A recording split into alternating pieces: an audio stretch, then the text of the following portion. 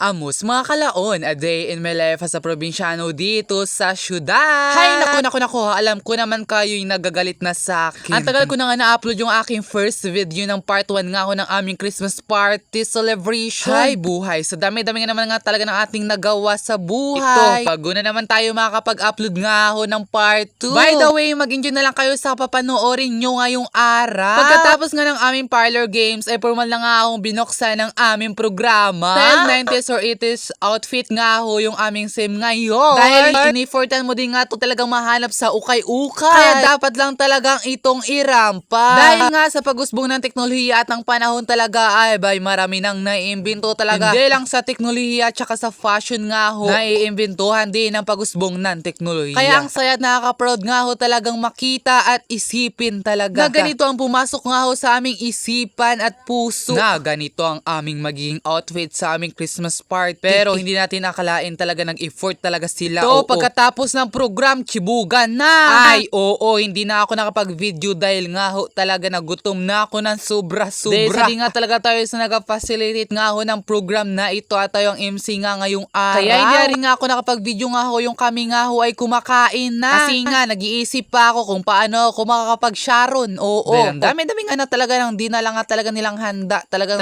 ma-influensyahan ka talaga na mag-sharon. Oo. Pagkatapos nga ho talaga, ang diwa ng Pasko ay ang pagbibigayan or exchange gift nga ho. Ang pinaka-highlights nga ho ng aming Christmas party ngayon. Pagkatapos nga ho na exchange gift, ito nga ho, ang plastic na talaga. Oo. At ang saya. Oo. Dahil nga ho natupad nga ho talaga yung ating wish. Ito lang nga ho talaga yung hindi masaya sa mata na makita. Oo. Talagang ipinagmukha naman talaga na tayo ay single. Akala ko nga yung magaganap dito, exchange gift lang. Abay, pagdating pala ng ilang oras at minuto, si Jowa binigyan ng flowers. Akala ko ba Christmas party ito, hindi girlfriend day. Charis. Oy, hindi. Charot-charot lang to. Abay, parang nga talaga sa Christmas party, hindi lang tayo magsaya kundi kikilig. Hindi. Kaya pagkatapos nga ng lahat nga ng mga activities ng exchange gift nga ho, tapos na ang lahat at magliligpit na nga ho kami. Nang biglang nga ho talaga ging play nga ho talaga yung mga kasayo ka talaga ng music. Sabi nga nila, last Christmas party nga nila nito bilang mga senior high school student. Kaya hindi na nila pinalampas, sabay nag-enjoy na sila ng sobra. Oo.